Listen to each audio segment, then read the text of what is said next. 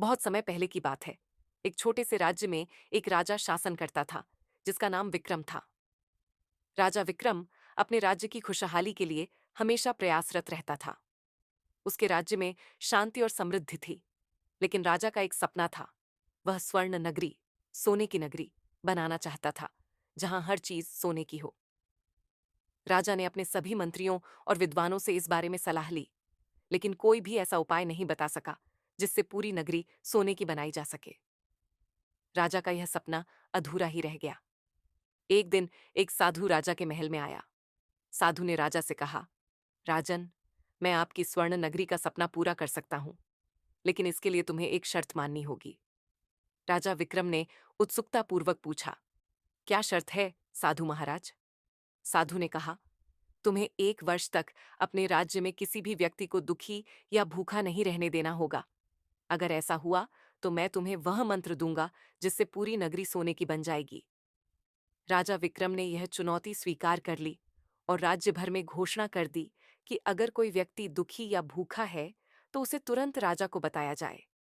राजा ने अपने सैनिकों और मंत्रियों को इस काम में लगा दिया। 1 साल तक राजा ने अपने राज्य का ध्यान रखा। हर गरीब को भोजन, कपड़े और आश्रय मिला।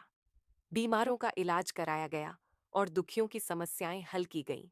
पूरा राज्य खुशहाल और संतुष्ट था। जब 1 साल पूरा हुआ तो साधु फिर से महल में आया। उसने राजा से पूछा, क्या अब कोई भूखा या दुखी है तुम्हारे राज्य में? राजा ने गर्व से कहा, नहीं महाराज, मेरे राज्य में अब कोई दुखी या भूखा नहीं है। साधु ने मुस्कुराते हुए कहा, राजन, अब तुम्हें किसी मंत्र की जरूरत नहीं है। तुमने पहले ही स्वर्ण नगरी बना दी है। सोना केवल धातु होता है, लेकिन असली सोने की नगरी वह है जहां लोग खुशहाल और संतुष्ट होते हैं।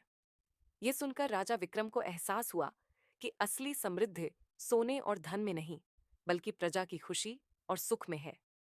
उसने साधु को धन्यवाद दिया और अपनी प्रजा के साथ मिलकर जीवन भर उन्हें खुशहाल रखने का संकल्प लिया।